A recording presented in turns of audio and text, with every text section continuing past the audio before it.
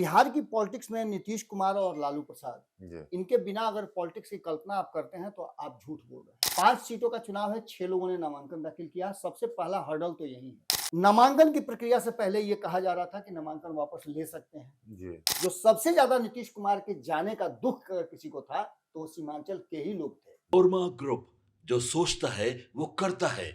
आपके अपने सपनों का आशियाना। नमस्कार, भारत लाइव देख रहे हैं आप। पिछले 4-5 दिनों में बिहार की राजनीति ने हर दिन, हर पल करवट ली है। नीतीश जी ने राज्यसभा का नामांकन किया, निशांत जी ने जदयू ज्वाइन किया।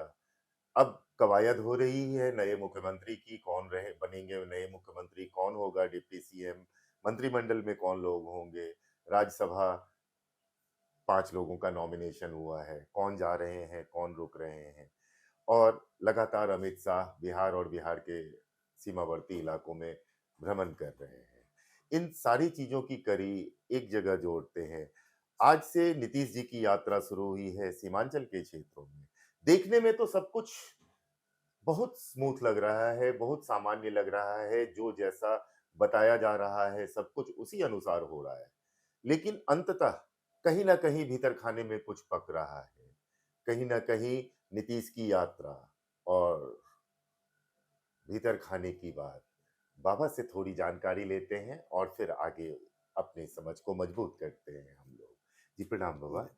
बाबा, ये 3-4 दिनों में जो भी घटनाक्रम चल रहा था, सब कुछ स्मूथ हो रहा है। कुछ भी ऐसा नहीं लग रहा है। विरोध ठीक है, उन्होंने जी। जॉइन किया तो विरोध हुए।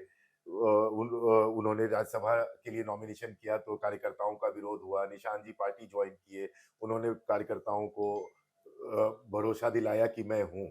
अब क्या है कि अब क्या है कि किसी भी परिस्थिति में निशांत जी डिप्टी सीएम हो रहे हैं, कहीं सीएम की मांग हो रही है, कहीं डिप्टी सीएम की मांग हो रही है और इस बीच में नीतीश जी सब कुछ छोड़ के सीमांचल के एरिया में चले गए हैं यात्रा करने। निशांत जी, सबसे बड़ी बात है कि देखिए किसी भी खेल में, जी, चाहे वो पॉलिटिक्स का खेल हो जी, या फिर सामान्य खेल हो, जी। उसमें टाइमिंग बड़ा महत्वपूर्ण होता है। अगर सही समय पर सही स्ट्राइक आप कर गए अच्छा। तो गेम जीत सकते हैं जी, जी, या वरना गेम हार सकते हैं। जी, बिहार की पॉलिटिक्स में नीतीश कुमार और लालू प्रसाद, जी। इनके बिना अगर पॉलिटिक्स की कल्पना आप करते हैं तो आप झूठ बोल रहे हैं। आपको पॉलिटिक्स की एबीसीडी जानकारी नहीं है। अच्छा। लेकिन यहाँ तो ए टू जेड तक का सवाल है। सवाल ये उठता है कि नीतीश कुमार को दिल्ली जाना है। जी, दिल्ली जा करके वहां से वापस आकर के शपथ ग्रहण करके, क्योंकि 10 अप्रैल का डेट आपको पता होगा कि जी, शपथ ग्रहण करना है, जो लोग नए चुन करके आएंगे। जी, 10 अप्रैल तक पुराने लोगों का कार्यकाल है। जी। 16 तारीख को एक डेट निश्चित हुआ है जिसमें बिहार में राज्यसभा के चुनाव होंगे। अच्छा। 5 सीटों का चुनाव है, 6 लोगों ने नामांकन दाखिल किया। सबसे पहला हर्डल तो यही है। 16 मार्च। जी, 16 तो मार्च। 5 सीटों पे चुनाव है, 5 कैंडिडेट 6 महागठबंधन, 6 कैंडिडेट टोटल हैं। 5 कैंडिडेट एनडीए के जी, और और 1 एक कैंडिडेट महागठबंधन के। महागठबंधन के हैं। जी, सबसे बड़ा हर्डल यहीं से शुरू होता है। आपने देखा होगा कि जिस तरह से नीतीश कुमार चीज़ों को कैलकुलेट करके रखते हैं, जी, जिसका नतीजा है कि बिहार का शिल्पकार उनको कहा जाता है, सुशासन बाबू कहा जाता है, इतने नाम से नवाजा गया है, जी, जिसकी कोई मतलब गिनती ही नहीं है। लेकिन इसके साथ-साथ उनका एक नाम और भी उपनाम दिया गया है और वो नीतीश कुमार ने जब-जब या तो पार्टी बदला है, मतलब गठबंधन बदला है, या फिर बिहार में सरकार बदला है। नाम तो अब सबको ही पता है कि क्या नाम दिया गया जी, है, लेकिन नीतीश कुमार ने हर बार ये कहा है कि उन्होंने बिहार हित में ये फैसला लिया है जी, और ये इस समय जरूरी था, जी, क्योंकि बिहार को विकसित राज्यों की श्रेणी में लाने के लिए फैसला लेना बहुत ज़रूरी। नितांत आवश्यक थी। ऐसी परिस्थिति में नीतीश कुमार 16 तारीख को राज्यसभा के लिए चयनित होंगे। जी, कंफर्म है कि चयनित होंगे, जी, उनके सीट पर कोई दिक्कत नहीं है, जी, क्योंकि 2 सीट बीजेपी को और 2 सीट जदयू को जा ही रही है। जी, वो 5वीं सीट है, उस पर जाकर के कोई टसन होना है। जी, नामांकन की प्रक्रिया से पहले ये कहा जा रहा था कि नामांकन वापस ले सकते हैं, जी, लेकिन इन सबके बावजूद नीतीश कुमार 16 तारीख को जब फैसला कर लिए हैं कि राज्यसभा जाएंगे, तो 10 तारीख से यात्रा क्यों शुरू की है? यही तो कोई मैंडेटरी तो नहीं था, कोई मैंडेटरी नहीं था और समझ में भी नहीं आ रहा। जबकि उनके पुत्र जिनको ज्वाइन कराया गया है जदयू, जी। हालांकि वो तो पहले से ही जदयू के सदस्य थे, लेकिन विधिवत रूप से ज्वाइन करा करके औपचारिकता जो थी उसकी पूरी की गई है। जी। तो वो जब यात्रा पर निकल ही रहे हैं, उनके हाथ में सब बिहार सौंप ही दिया उन्होंने, तो फिर इनको यात्रा पर जाने की क्या जरूरत थी? देखिए नीतीश कुमार जी जिस तरीके से मैंने सुना वो जो भाषण दे रहे थे, आज लोगों की को संबोधित कर रहे थे, सुपौल में जो जी प्रगति यात्रा में बिल्कुल उन्होंने संबोधित समृद्धि यात्रा में जो वो अपनी बातों को लोगों जी। को सामने रख रहे थे, जी। ये काफी महत्वपूर्ण भी है। और नीतीश कुमार के बॉडी लैंग्वेज से ये लग रहा है कि नीतीश कुमार इस यात्रा में इसलिए गए हैं, जो मुझे लग रहा है, बाकी जी। लोगों को क्या लगता है नहीं जानते हैं, जी। कि इस यात्रा के माध्यम से नीतीश कुमार एक बार फिर से लोगों को ये बताने जा रहे हैं जी। कि मैंने जो फैसला लिया है वो ठीक है कि नहीं है, मैंने जो राज्यसभा जाने का फैसला लिया है उस पर आपकी क्या राय है। अच्छा 5 फिर दिनों में 10 जिलों का वो भ्रमण करने वाले हैं, जी। यानी 1/3। जी। अब ऐसी स्थिति में 10 जिलों से जब उनको फीडबैक मिल जाएगा, और ये वो जिला है जिस जिला में जहां वो सबसे ज्यादा हलचल है, हाँ, और वो सबसे ज्यादा मजबूत भी रहे हैं इस बिल्कुल। जिला में। और सबसे बड़ी बात कि इन्हीं जिलों में 3 दिन रह करके आए हैं अमित शाह, जी। तो फिर वहीं से शुरुआत क्यों? 3 दिन के बाद सर एक बार और उतरे बाबा, और बिल्कुल। बागडोगरा उतर के ही चले तो गए। ये आखिर उन्हीं जिलों का दौरा क्यों जहां नीतीश कुमार की बेहतर पकड़ है, और नीतीश कुमार को वहां के लोग पसंद भी करते हैं। बहुत। कहा यह जाता है कि नीतीश कुमार को मुस्लिम समाज का भी एक बड़ा वर्ग जो है वो आज भी अपना नेता मानता है, बिल्कुल। और नीतीश कुमार को आंख मूंद करके वोट करता है कि नीतीश है तो सब कुछ नहीं, मुमकिन है। किया है भी ये है नीतीश नीतीश ने कुमार ने किया है। सीमांचल के अल्पसंख्यकों के लिए बिल्कुल बहुत काम बिल्कुल किया है। बिल्कुल। और आप उसका नतीजा भी देखे होंगे कि सीमांचल से उनको अच्छा खासा सपोर्ट भी मिलता है, जी। उनके लोग जीत करके भी आते हैं। इन सभी परिस्थितियों में जो सबसे ज्यादा नीतीश कुमार के जाने का दुख अगर किसी को था तो वो सीमांचल के ही लोग थे, जी। क्योंकि यदि भारतीय जनता पार्टी आ जाती है तो किशनगंज में क्या होगा, अररिया में क्या होगा, सुपौल में क्या होगा, मधेपुरा में क्या होगा, पूर्णिया में क्या होगा, कटिहार में क्या होगा, ये लोगों को, चूंकि यहाँ 60% से लेकर 40 से लेकर के 60% तक मुस्लिम समाज रहता है और वही वहां फैसला करता है, तो इस समाज से अगर कॉन्सेंट नीतीश कुमार लेते हैं तो मुझे 2015 याद आ जाता है। जी। 2015 में नीतीश कुमार ने जब भारतीय जनता पार्टी को छोड़ा था, जी। तो भले ही यह बात कह लीजिए कि MY समीकरण था, लालू प्रसाद को ज्यादा सीटें आ गई, नीतीश कुमार 71 पर ही टिक गए, लालू प्रसाद को 80 सीटें आ गई, ये सब मैंडेटरी है, जी।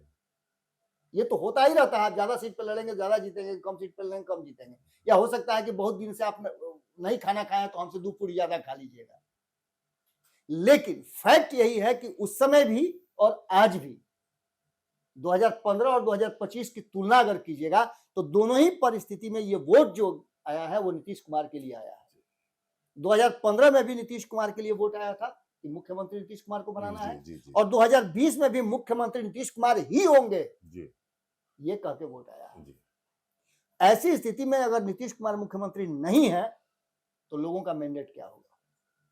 लोग क्या नीतीश कुमार को फिर से एक बार मजबूर करेंगे कि आप अपना फैसला बदलिए? 2 बातें यहां से अब शुरू हो जाती हैं। राष्ट्रीय अध्यक्ष 3 पार्टी के नॉमिनेशन फाइल किए हैं।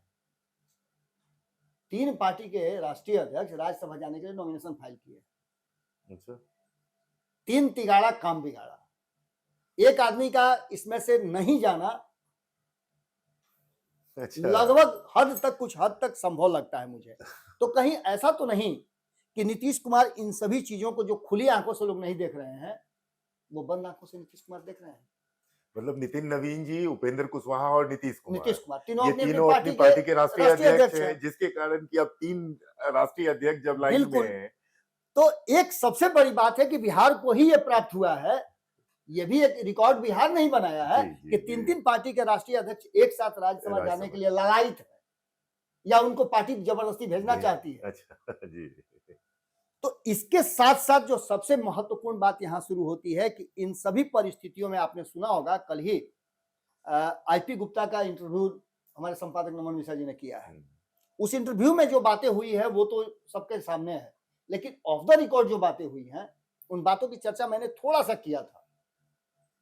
लेकिन वही बात नहीं खत्म होती है, बात वहां से AIMIM तक जाती है जी और राजद के भी कई ऐसे लोग हैं जो कोर टीम का हिस्सा है, नीतीश कुमार के साथ लंबे समय तक रह चुके हैं। जी वैसे लोगों से यदि आप बात करें तो वो भी कह रहे हैं कि नीतीश कुमार का यह फैसला बिहार के हित में नहीं है। नहीं, ऑन कैमरा राबड़ी जी तो स्पष्ट ऑन बिल्कुल। कैमरा बोली है। अब इसके बाद आपको बता रहे हैं कि जब विपक्ष ये बात कह रहा है, सत्ता पक्ष में बैठे लोग ये बात कह रहे हैं कि नीतीश कुमार का जाना बिहार हित में नहीं है, जी तो सीमांचल के लोग क्या कहेंगे आपको अंदाजा है ना। बिल्कुल सर। और जब नीतीश कुमार के सामने महिलाएं ये कह सकती हैं कि आप शराबबंदी कर दीजिए, जी तो नीतीश कुमार एक बार भी नहीं सोचते हैं कि बिहार को कितना लॉस, कितना प्रॉफिट होगा, और उन्होंने फैसला ले लिया। तो क्या सीमांचल के लोग ये कह दें कि नीतीश कुमार जी मत जाइए आप, तो नीतीश कुमार जी फैसला नहीं ले सकते हैं। नहीं, रोचक तो है क्योंकि सीमांचल से ही शुरू हुआ है और आपने ये कड़ी पकड़ी है, तो बहुत पैनी नजर रखी होगी आपने उनके पल पल इसके को। अलावे जो सबसे महत्वपूर्ण बात है, एक ही जगह जाकर के पेज फंस रहा है, और वो पेज फंस रहा है केंद्रीय स्तर पर। बिहार में नीतीश कुमार के लिए कोई हर्डल नहीं है। अच्छा नीतीश कुमार जब चाहे तो इस खेमे में या उस खेमे में बैठ सकते हैं। वो जो खूंटा गाड़ा हुआ उसमें कभी बीजेपी को बांधते हैं, कभी आरजेडी को बांधते हैं, तो एक को खोल करके दूसरे को बांध सकते हैं। जी ये उनके लिए बहुत ही आसान काम है। जी लेकिन सबसे बड़ी बात यह है कि क्या भारतीय जनता पार्टी को, जो कहा जाता है कि भारतीय जनता पार्टी अपने संवैधानिक संस्थाओं का दुरुपयोग करती है, इससे पहले आपको याद होगा कांग्रेस के लिए भी यही बातें कही जाती कि तोता रखे हुए हैं। जी एकमात्र डर वही है कि भारतीय जनता पार्टी कहीं अपने उन संवैधानिक संस्थाओं का दुरुपयोग न कर दे। इसके अलावे नीतीश कुमार को किसी भी बात का कहीं डर नहीं है। लेकिन आप समझ सकते हैं कि अच्छा नहीं किया ममता बनर्जी ने कि राष्ट्रपति के कार्यक्रम में वो नहीं गई हैं। जी वो प्रोटोकॉल का लेकिन उल्लंघन तो है। लेकिन आप समझ सकते हैं कि रोष कितना ज्यादा है जब संविधान और संवैधानिक संस्थाओं का, संवैधानिक बातों का उल्लंघन लोग करना शुरू कर देते हैं। संवैधानिक पद पे बैठे हुए बिल्कुल। तो ऐसी स्थिति में विद्रोह की एक बड़ी बात आती है।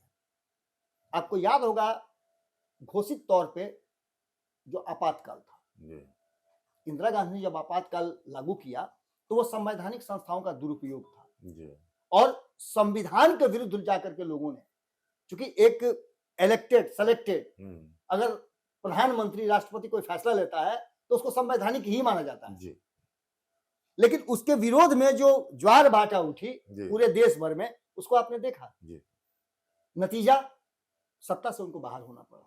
आज जो देश भर में है, कल ही मैं आपके साथ खबर कर रहा तो मैंने बताया कि ऐसे कई लोग, कई पार्टियां, क्षेत्रीय पार्टियां जो भारतीय जनता पार्टी के साथ कांग्रेस को बाहर करने के लिए आई थी, जी उनका अस्तित्व तक समाप्त हो गया। विलीन हो गए वो भाजपा। बादल की बात मैंने की थी, ठाकरे परिवार का बात मैंने किया था, मैंने आपसे बात किया था पवार परिवार का, सारी चीजों का। जी, जी, और जी। मैंने मीडिया के कई घरानों में देखा कि अब ये खबर चलने लगी। जी जी तो ऐसी स्थिति में आप एक बात तो समझ सकते हैं कि क्या इन लोगों के मन में,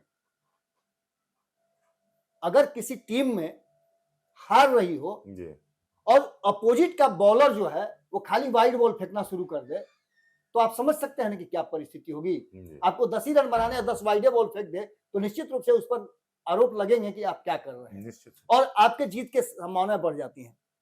सीधे तौर पे जो एनडीए में लोग हैं और जो एनडीए में नहीं है, भाजपा के साथ जो है या गैर भाजपाई दल है, इन सभी में एक कहीं ना कहीं ज्वार भाटा भीतर ही भीतर उठ रही है। नीतीश कुमार के समाप्त होने के बाद या नीतीश कुमार के साथ इस तरह का होने के बाद, भले ही नीतीश कुमार को यह कहा जा रहा है कि उन्होंने सेल्फ फैसला लिया है, लेकिन इस फैसले के पीछे अचानक से नीतीश कुमार ने क्यों लिया, ये सभी खोज रहे हैं। जी उनके परिवार के लोगों को भी पता नहीं है कि यह फैसला नीतीश कुमार ने क्यों लिया, इस पर रिजिड क्यों है, जी इसके भीतर की कड़ी क्या है, और ये फैसला नीतीश कुमार लिए हैं, तो इस फैसले के पीछे भारतीय जनता पार्टी कितना हद तक जिम्मेवार है, इन सभी संभावनाओं की तलाश हो रही है। जी अब जब इस संभावनाओं की तलाश हो रही है तो आप समझ सकते हैं कि जो लोग एनडीए गठबंधन में साथ में हैं, चाहे वो चिराग पासवान हो, चाहे जीतन राम मांझी हो, चाहे उपेंद्र कुशवाहा हो, जी या फिर चंद्रबाबू नायडू हो, और अन्य जो भी लोग हैं जी देश भर में, जी क्या उनके मन में ये बात नहीं आती होगी, जबकि सबके साथ कोई ना कोई झटका लग चुका है। जी जी कमोबेश सबके इसमें से कोई भी ऐसा नहीं है जो झटका नहीं खाया बिल्कुल वो ये लोग। कहे कि नहीं भारतीय जनता पार्टी से मेरा कभी कोई जुड़ाव नहीं जी हुआ है। जी भारतीय जनता पार्टी ने हर किसी को झटका दिया है। तो क्या एक ऐसा अवसर बने जिसमें भारतीय जनता पार्टी को 240 सीटों वाली भारतीय जनता पार्टी को सत्ता से बेदखल कर दिया जाए, तो इसे इनकार कर सकते हैं आप क्या? संभावनाएं बिहार से बनती हैं और बिहार ही इस देश की राजनीति का मिजाज सेट करता है।